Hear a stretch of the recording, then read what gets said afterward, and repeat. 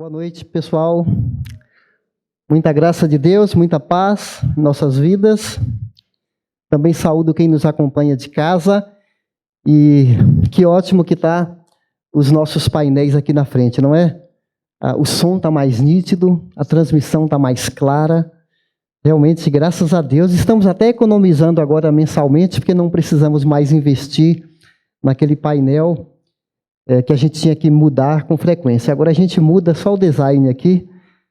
E eu quero também aproveitar e deixar os irmãos atualizados com a respeito da nossa igreja filha. Você sabe, nós temos uma igreja filha em Itapecerica da Serra. Temos lá um líder que foi levantado aqui da nossa igreja. Era um garoto aqui da nossa igreja, filho de uma família aqui, o Lucas Moraes. Ele foi treinado, estudou teologia, se preparou e hoje ele está cuidando daquele trabalho lá. E na semana passada, de manhã, eu e a Sandra fomos lá, teve uma assembleia e a comunidade lá, nossa igreja filha, nos pediu para reconhecê-lo oficialmente como pastor.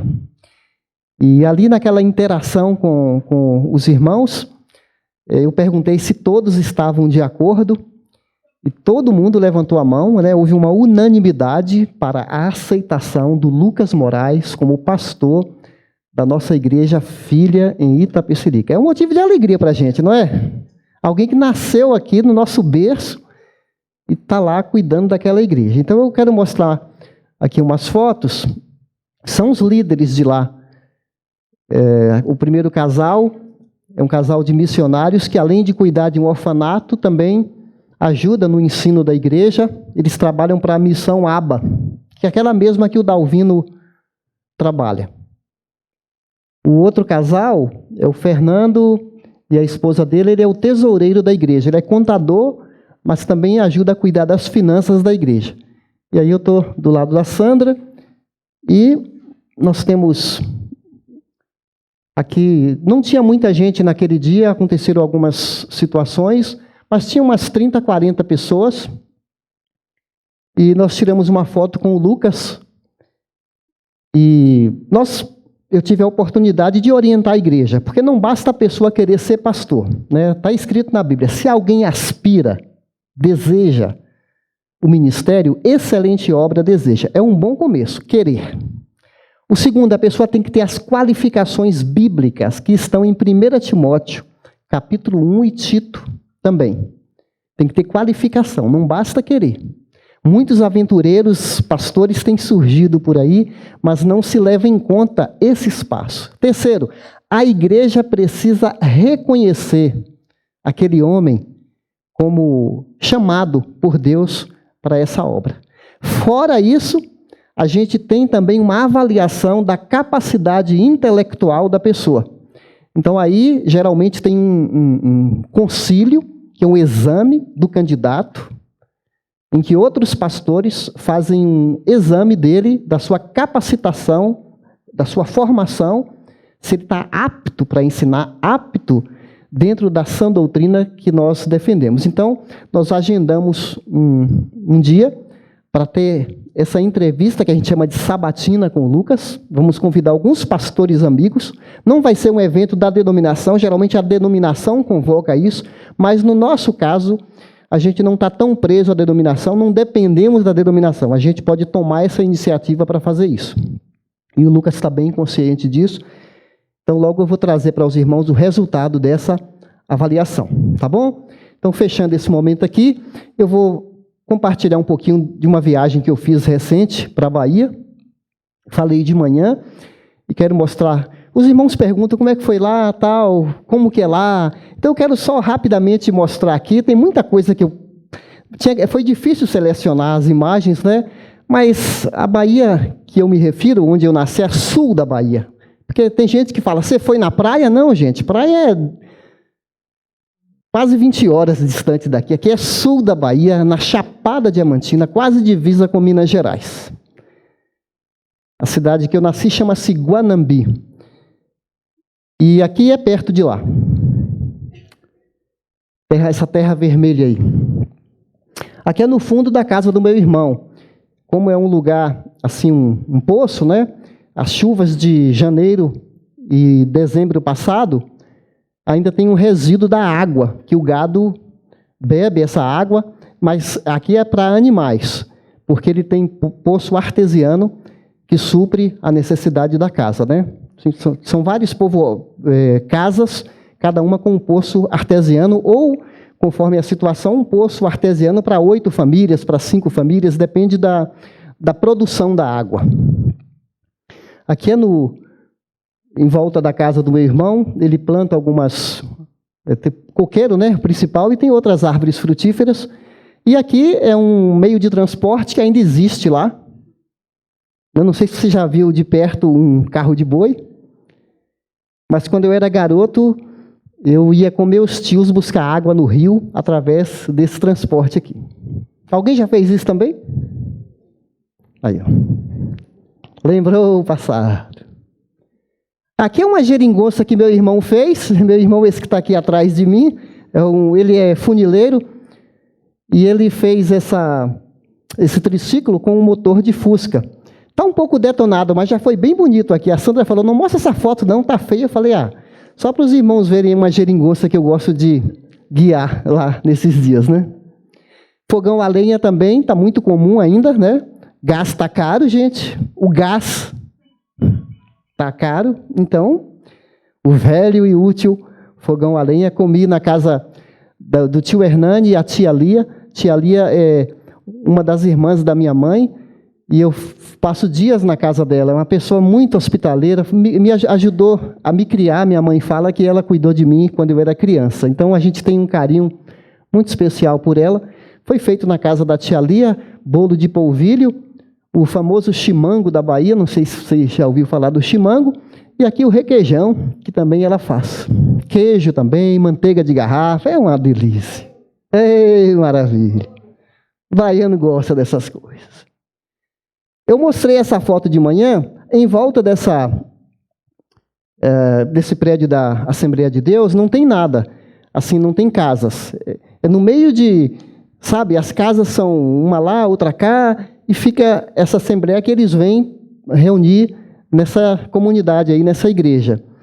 Mas eu quero destacar que alguns metros distante desse prédio era um boteco, e vendia cachaça, e era um lugar de encontro dos homens, encherem a cara.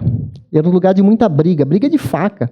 E um deles contou para mim que naquele local, que ele passava horas e horas bebendo, ele conheceu Jesus, e hoje os homens que antigamente eram bêbados vão lá adorar a Deus. Isso é uma alegria, né? O lugar foi transformado pelo Evangelho, o poder da palavra de mudar a vida. E aqui, gente, o que eu achei interessante aqui nessa foto, aqui é a varanda da casa do meu irmão. Ele tem um culto por mês que ele faz na casa dele. E aqui tem gente da Igreja Batista da cidade, que fica a 15 quilômetros, a cidade chama-se Caculé. Essa cidade existe, viu? 15 quilômetros. Então veio o pessoal que ele frequenta essa igreja na cidade, e os irmãos ali da roça, da Assembleia de Deus. Aí pediram para eu trazer uma palavra para os assembleanos e os batistas reunidos no maior respeito, juntos ali, um culto da hora, né? Falei, puxa, que maturidade que eles têm, que muitas vezes os batistas e os assembleanos não têm uma oportunidade assim. Então foi um prazer para mim poder levar a palavra para eles aqui nesse dia. Eu não estou aqui na hora porque eu estava tirando as fotos, então por isso que você não está me vendo aí. E aqui agora, gente, a 110 quilômetros desse local, a gente está em outra cidade agora que se chama Guanambi. Às vezes você pensa que Bahia só tem cidade atrasada, que a Bahia é só o árido, semiárido, ou só seca. Essa é uma das 20 maiores cidades da Bahia, cidade de Guanambi. Tem 2 faculdades de medicina nessa cidade aqui. Tem uma policlínica que atende 18 municípios em volta. Tem todas as especializações da medicina aqui nessa cidade. Eu falei a habitação, 85 mil. A Ana passou lá recentemente, né, Ana? Indo para a cidade dela. Aqui é uma pista de caminhada. Vocês estão vendo ali, né? Onde tem essas cores aqui no meio. Então, é um lugar que se faz caminhada. E aqui é uma foto antiga que eu peguei do Google, essa foto aqui, porque é uma foto aérea. Para os irmãos terem uma ideia aqui da região central. Né? O centro está bem perto daqui. Mas hoje tem árvores em volta. O novo prefeito plantou, tem árvores aí. Então, está um lugar muito gostoso de fazer caminhada. E aqui que eu fiz caminhada com meu pai. Ele mora bem pertinho, é quase que atravessar a rua. E a gente fazia caminhadas, longos períodos de manhã no café, de leitura da Bíblia, de oração. Tempo maravilhoso com meu pai. E aqui eu fui visitar a igreja dele, que a mais perto para ele é uma presbiteriana. Irmãos queridos nossos, preciosos, a igreja família, muito calorosa, e eu fui lá com ele. Mas assim, hoje é dia dos pais, então, eu tive um pai, eu fui muito privilegiado, porque às vezes a gente vai elogiar o pai depois que morre, né? Mas são palavras que eu já falei para ele, pela alegria, né? O tipo de homem que ele foi. Ele perdeu o pai dele quando ele tinha 7 anos, ele tinha 11 irmãos, e a mãe dele tinha menos de 35 anos de idade, tinha 12 filhos. Ele mais 11. E o pai dele morreu, talvez um infarto, ninguém sabe ao certo naquela época, na roça ele caiu e foi levado para o hospital, tinha menos de 40 anos. E minha avó criou 12 filhos e ensinou todos a serem sapateiros quando eram crianças, para vender na feira sandálias, para sobreviverem.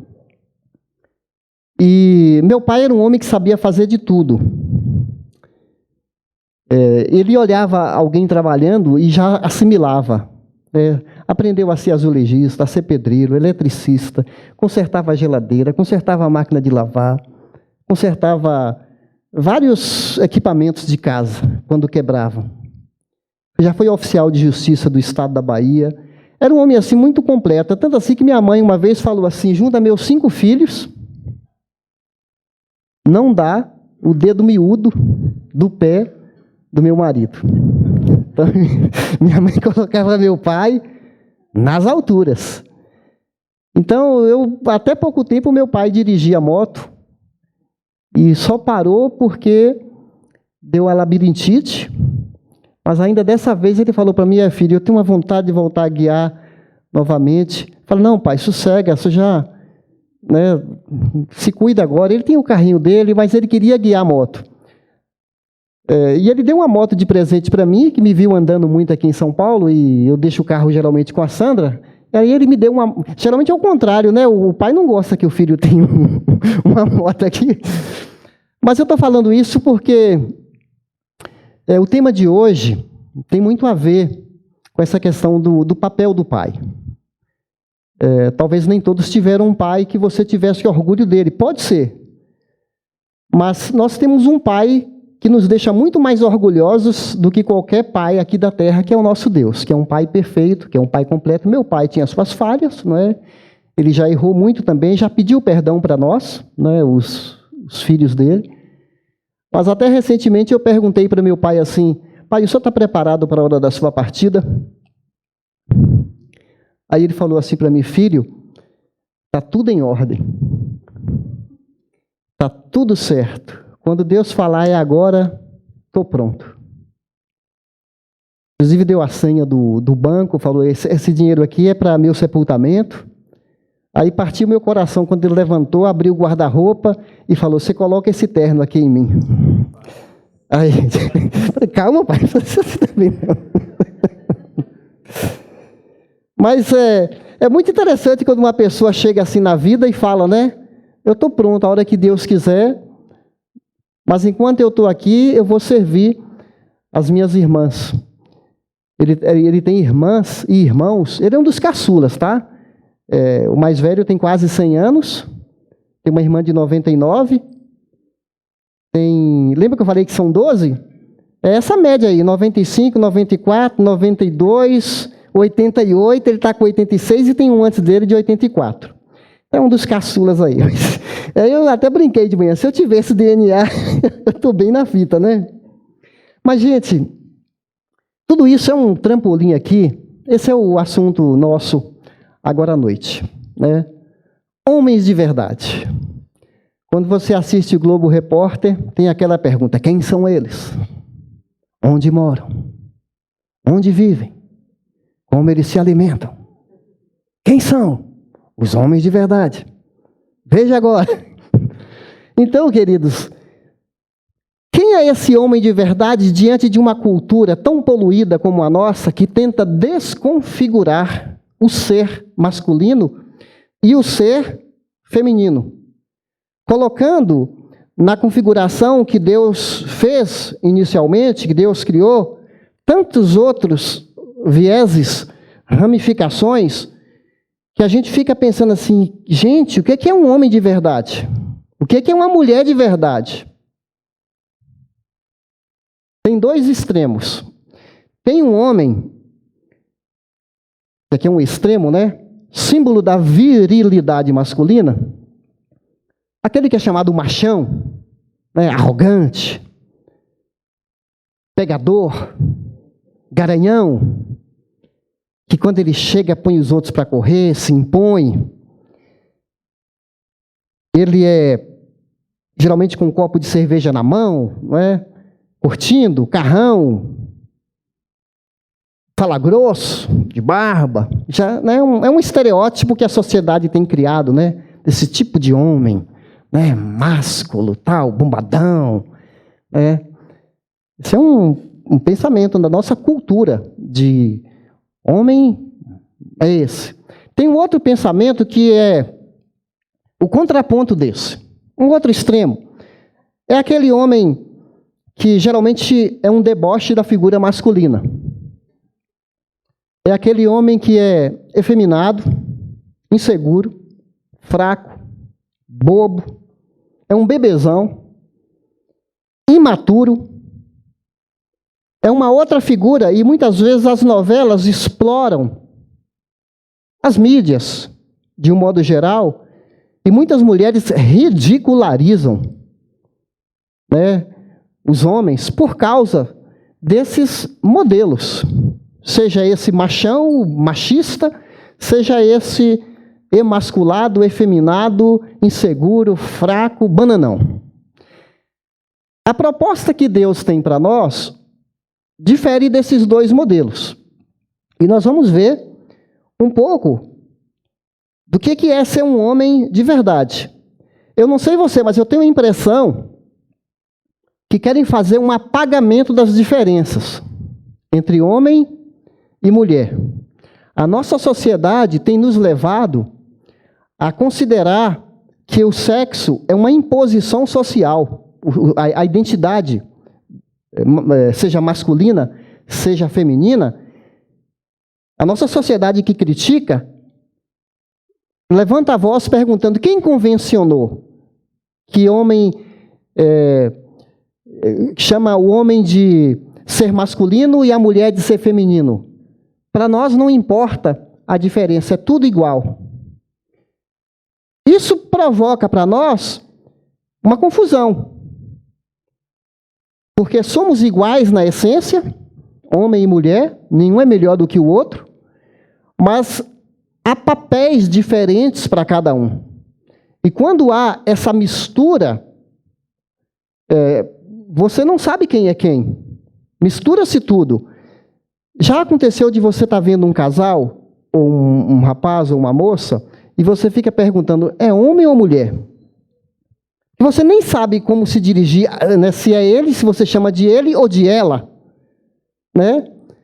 Já teve vezes de eu perguntar o nome de uma pessoa e eu vi que era homem, mas ele fala a voz grossa, um nome de mulher. E eu, em respeito à pessoa, eu chamei do nome feminino que me deu, em respeito à pessoa, já que ela falou que o nome dela é aquele. Mas já aconteceu com você isso? Então, queridos, nós vivemos um momento na nossa cultura que nós ficamos perdendo o nosso referencial. Eu perguntei para minha filha essa semana, ô filha, tem tantos nomes aí, né? Pansexual, transexual, bissexual, e binário e não binário, né? Que me surgiu uma dúvida ali na hora. Você sabe o que é isso? Fora outros nomes, né, que tem. Então, gente, surgem novas nomenclaturas, novas terminologias, que vão nos deixando confusos e nós vamos aceitando. Daqui a pouco eu vou ter que pedir perdão, porque eu estou casado com uma mulher há 29 anos.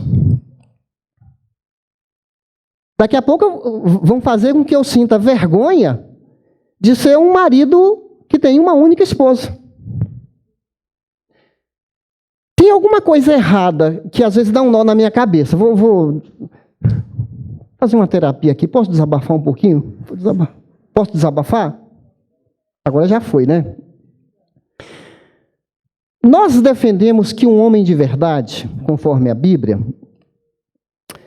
é uma pessoa que honra seus compromissos, que é um marido fiel, monogâmico, não é? Que cuida da esposa, que cuida dos filhos, que paga suas contas em dia, que é um cidadão do bem, que aprende com Jesus a amar o próximo, que aprende a ser honesto, que aprende a ser uma pessoa de palavra. É o formato que a igreja tem para oferecer ao mundo, esse homem de verdade, e o mundo fala, não quero. Não quero, não me interessa. Não dá um nó na cabeça da gente? O cristianismo está errado? Ou o sistema de valores do mundo está errado? Porque a configuração que o homem exalta, e é uma ladainha antiga. Olha, em 2005, quando eu estava na faculdade, estudando letras, a mentalidade da classe era essa aqui que eu vou resumir, tá? E eram professores que estavam estudando e outras categorias na classe, gente que tinha outras graduações. Eles falaram assim, a gente está vivendo um novo período da humanidade. Esse é um período em que o verdadeiro amor está vindo à tona. Porque não importa se você é homem ou se você é mulher. O que importa é o amor. O cristianismo, o judaísmo tem uma forma de amar que é restrita. Amar só o sexo oposto? Não. A nossa forma de amar é amar o ser. Não importa se é homem ou mulher, você pode ter quantas experiências você quiser. O importante é amar. É experimentar esse amor. É o mesmo que Satanás falou para Eva lá no jardim. Deus está restringindo vocês. A gente tem algo melhor.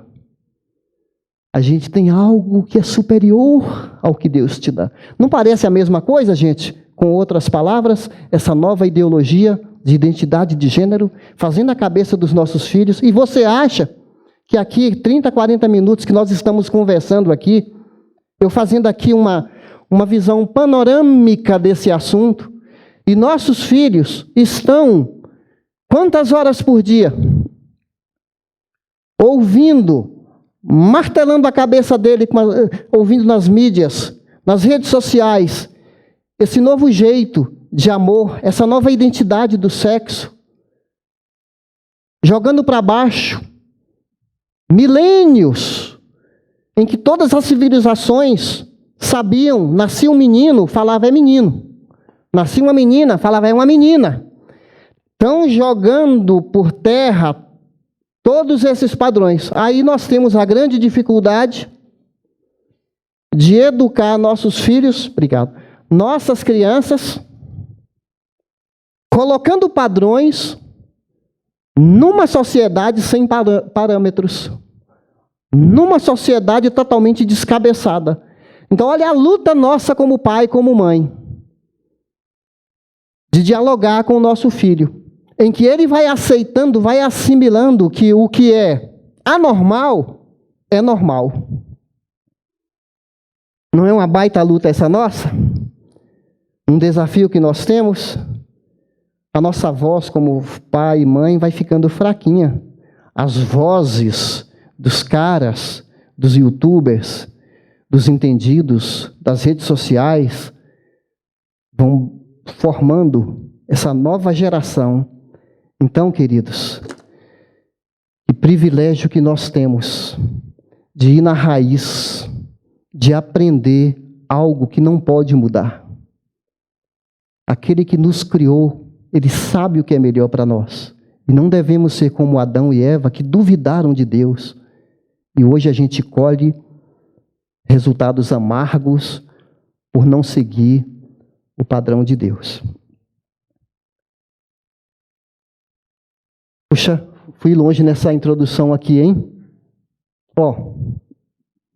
Quer dizer, eu demorei demais, mas vamos aqui, gente. Os jovens não estão recorrendo aos seus pais em busca de orientação. Estão se voltando para as celebridades das mídias sociais, músicos e outros famosos que têm exércitos de fãs. Os nossos filhos olham quantos seguidores tem a pessoa.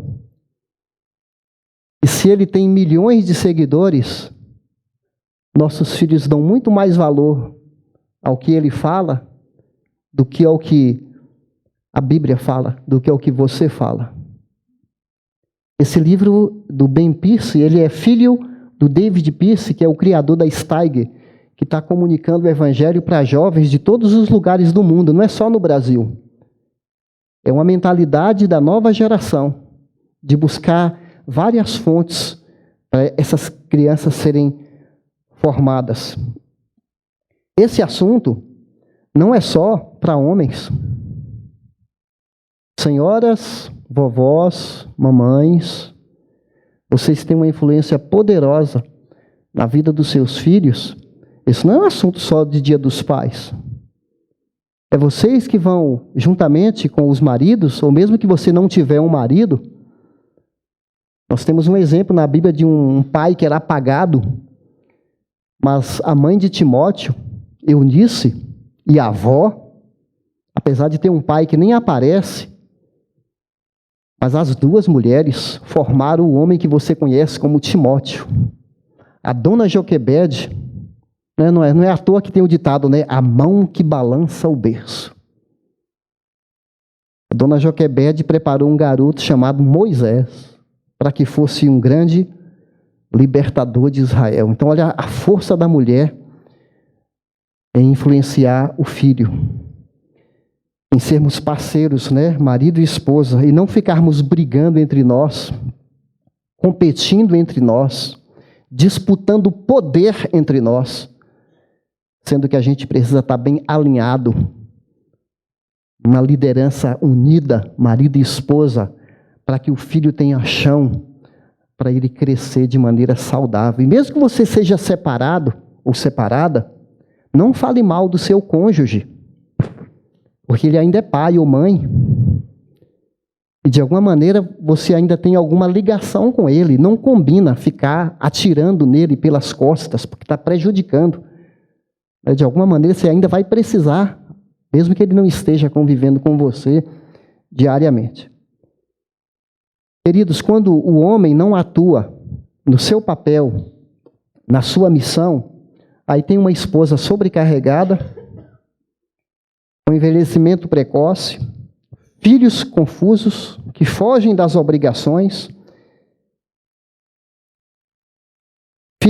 O homem joga para a mulher finanças, saúde dele mesmo. Às vezes a mulher trata o marido como se fosse um bebê, porque o homem foge de médico, não é verdade? Às vezes a mulher tem que ficar pegando no pé do miserável para ele ir no urologista. E se você tem acima de 40 anos, faz um favor a você mesmo de procurar anualmente um urologista. Eu estou certo ou estou errado, senhoras?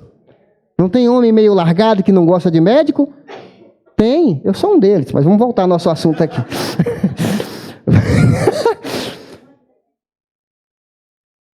Então, queridos, esse livro aqui, Homem de Verdade, coloca essa definição, né? A essência verdadeira da hombridade. Hombridade é esse ser homem de verdade, tá? É um termo, né? Hombridade, né? A pessoa que honra o papel dela como homem.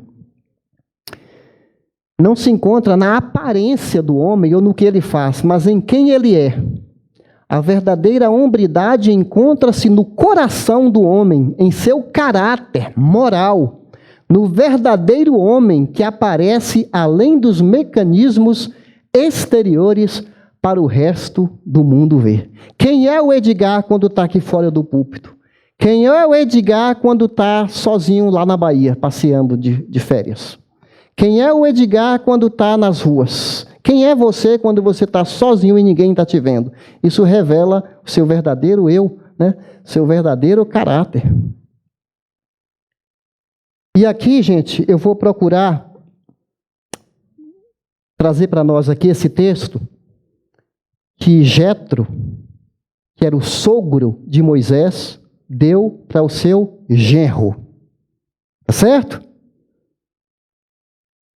Procura dentre o povo homens capazes, tementes a Deus. Olha o nosso assunto de hoje. Homens de verdade, não homens fake. Tem fake, fake mesmo. Homens de verdade, que aborreçam a avareza, põe-nos sobre eles por chefes de 1000, chefes de 100, chefes de 50 e chefes de 10, para que julguem este povo em todo o tempo. Toda causa grave terão a ti, mas toda causa pequena eles mesmos julgarão. Será assim mais fácil para ti e eles levarão a carga contigo. Eu não sei se você tem uma percepção de liderança que ao ouvir esse conselho aqui, se você é centralizador, faz tudo, não treina os outros, só você que sabe fazer, só você que acha que você está certo e os outros estão errados. Esse é um tipo de chefe que centraliza e até se gaba de que todos dependem dele. Já viu o chefe assim? Esse cenário aqui era o Moisés. Esse cenário que o Jetro viu, o que o Jetro viu? Ele viu Moisés, talvez sentado numa mesa, já era idoso, uma fila quilométrica, e todo mundo tinha que ser atendido pelo Moisés. Moisés não tinha tempo para ele, não tinha lazer, era 24 horas, modo de falar, né? 24 horas por dia, que ninguém consegue, mas assim, tempo todo, 14, 16, 18 horas por dia, esgotado, casado e cansado. Você conhece alguém assim? Ou casada e cansada também, né? Jetro fala para não é bom o que você está fazendo. Você vai se arrebentar. Isso aqui, gente, é um coach, né, um sogro falando para o genro. Agora eu descobri porque que é o sogro falando para o genro. Até porque a filha era dele. Não é? Vai, Moisés, segura que a casa é tua, a esposa é sua. Não é à toa que é o genro também defendendo a filha dele, não é verdade, gente? O pastor Rogério pregou na semana passada sobre a nossa visão de treinar líderes, pequenos grupos, a importância de pequenos grupos na igreja. Olha essa ideia antiga, gente, de treinar pessoas.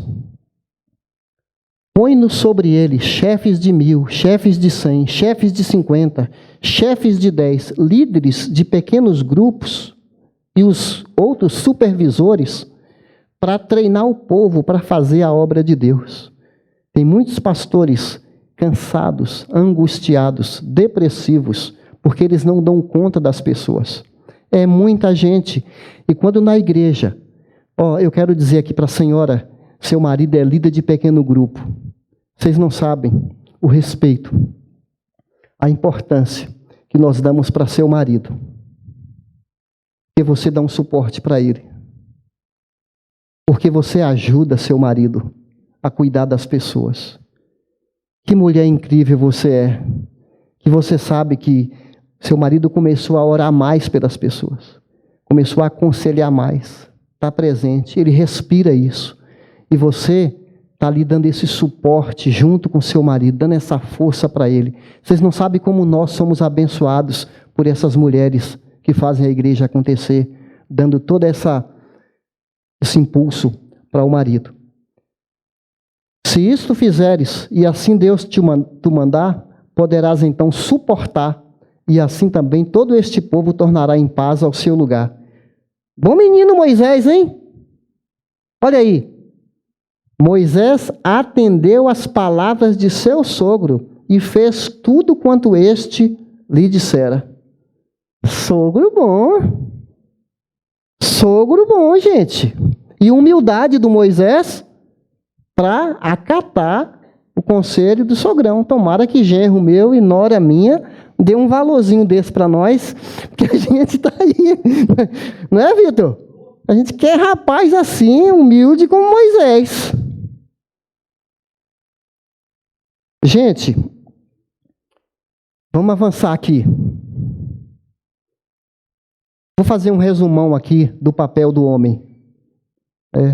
Tem esse papelão que a sociedade quer fazer do homem, mas vamos dar uma olhada no papel que Deus deixou para nós, de ser provedor, protetor, instrutor e servidor. E servidor aqui no sentido de sofrer. Liderança servil. Porque quando a gente fala de líder, geralmente a nossa cultura coloca o líder como manda-chuva. Não é?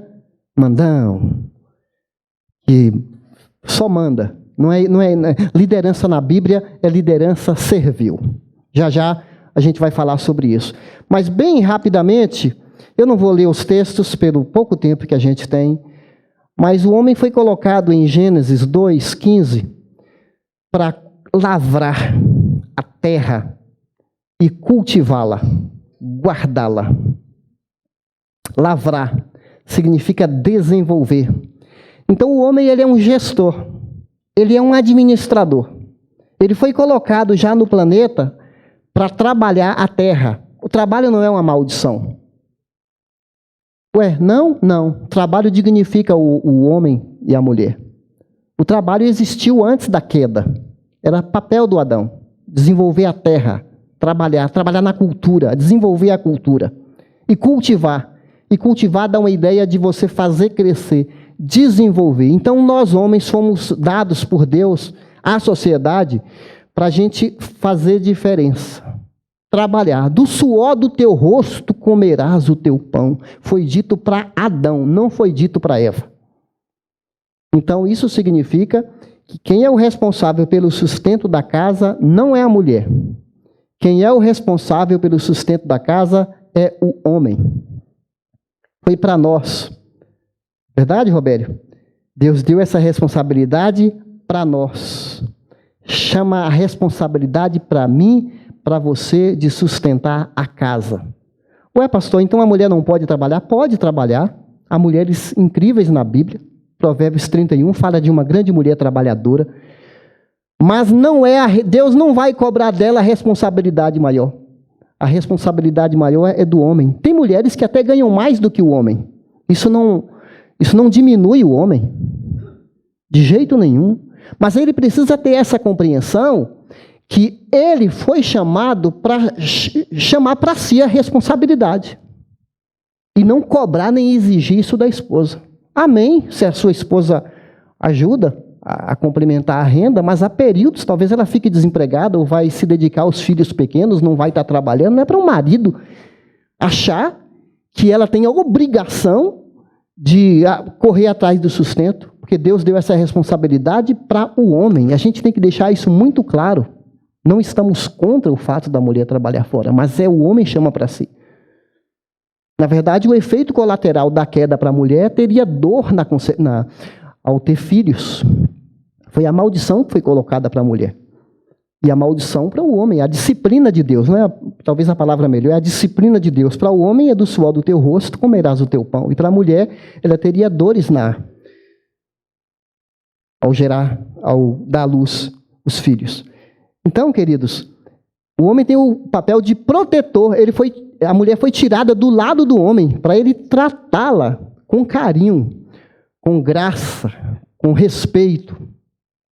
Ele ser o protetor da mulher. Eu até falei de manhã, vamos imaginar que alguém vai roubar a sua casa. Você escuta um barulho estranho. Você fica com medo. Fica assustado.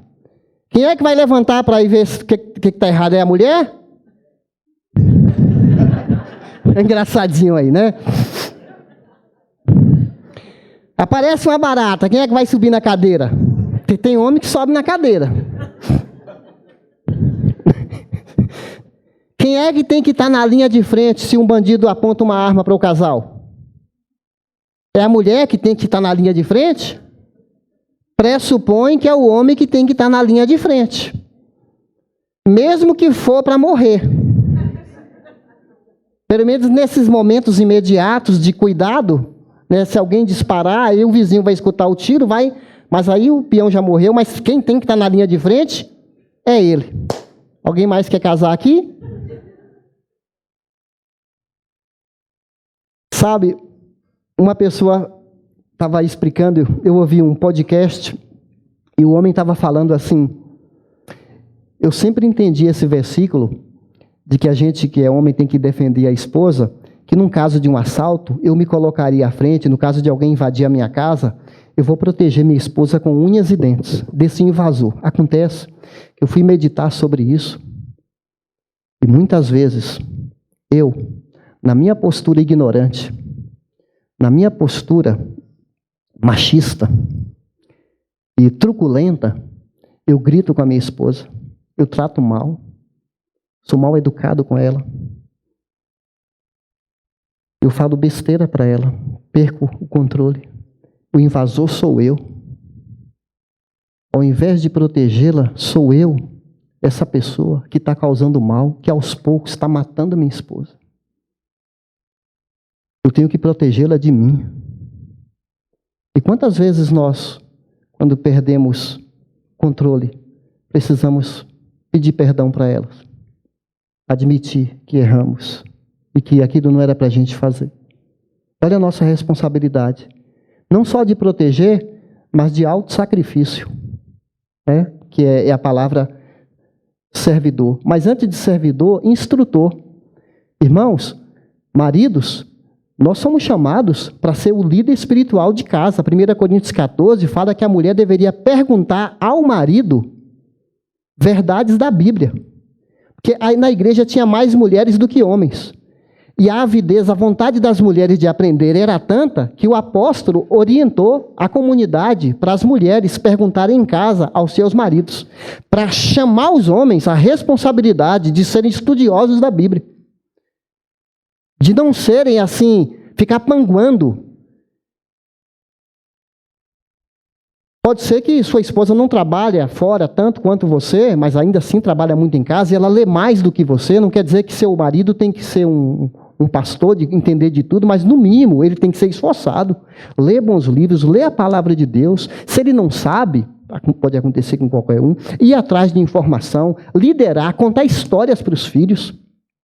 Chamar a família para orar, porque tem alguns maridos. Eu conheci uma senhora, não é mais da nossa comunidade, frequenta outra, que ela passou 22 anos de manhã acordando o marido para ir para a igreja. Ele não gostava, era membro da igreja, inclusive. Mas ele ia carregado pela esposa para a igreja. Tem homem que pensa assim, a igreja é coisa de mulher. Berçário é coisa de mulher. Educação infantil é coisa de mulher. Você não sabe a luta para ter homens aqui no departamento infantil da igreja. Porque as mulheres são mais solícitas, são mais... se disponibilizam mais para nos ajudar no departamento infantil. O que está acontecendo, gente? Por que os homens não se apresentam? Você chama a sua esposa para orar? Parece que eu estou falando uma coisa do outro mundo, não é? Você chama a turma para compartilhar algum versículo da Bíblia. É responsabilidade do homem ser instrutor. E por último, o texto de Efésios fala para nós, os maridos devem amar, Efésios 5, 28. Maridos, ame cada um sua mulher, assim como Cristo amou a igreja e se sacrificou por ela. Isso é liderança sacrificial.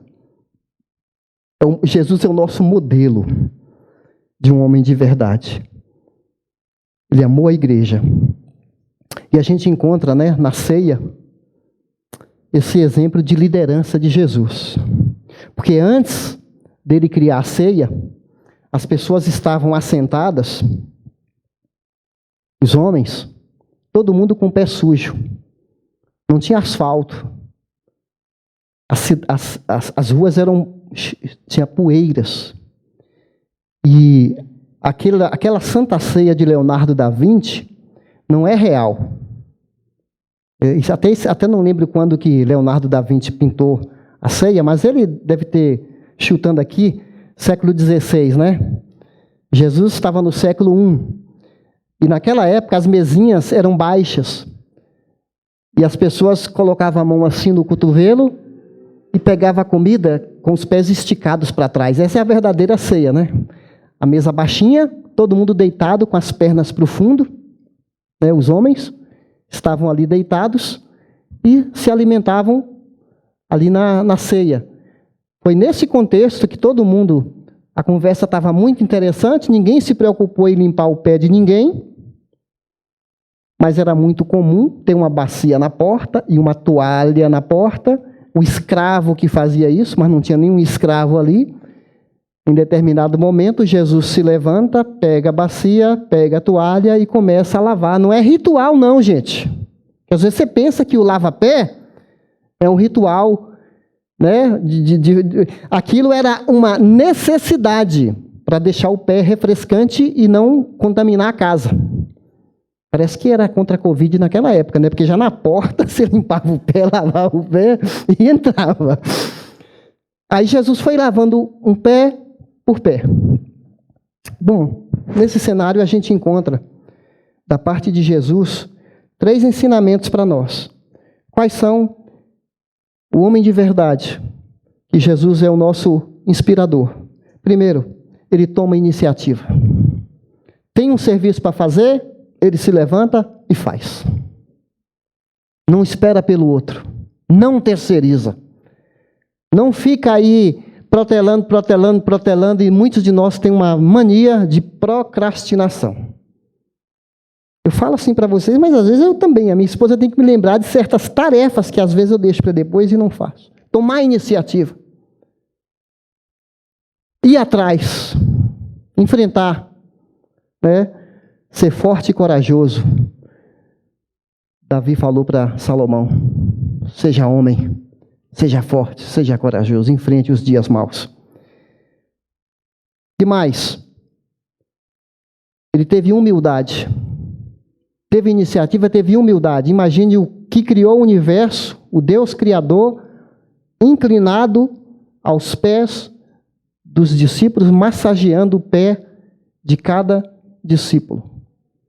Imagina Deus, Jesus, que atitude servidora é essa, de ser humilde para fazer pequenas tarefas.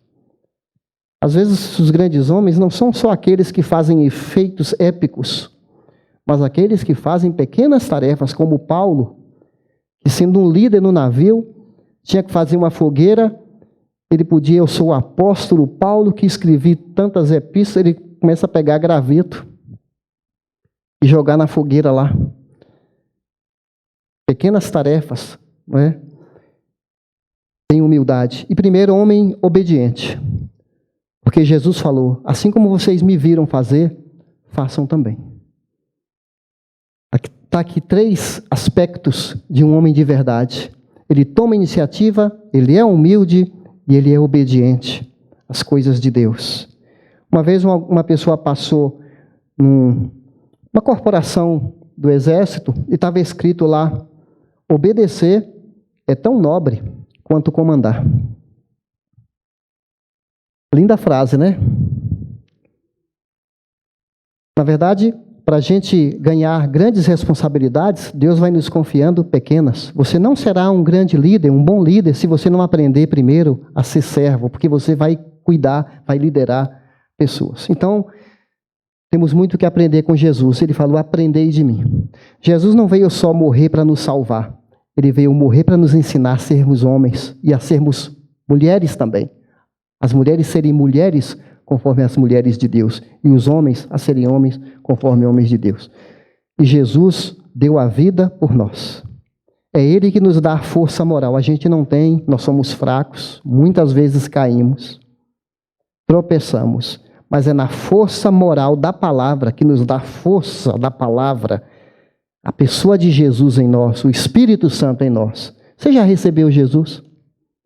Você já decidiu entregar sua vida para Ele como seu Salvador? Ele te convida, depois que você fez essa decisão, a participar da revolução da toalha e da bacia. Desafio nosso, hein? Diante desse mundo nosso tão sem referência, Ele nos chama para sermos esses verdadeiros homens. Que Deus nos ajude.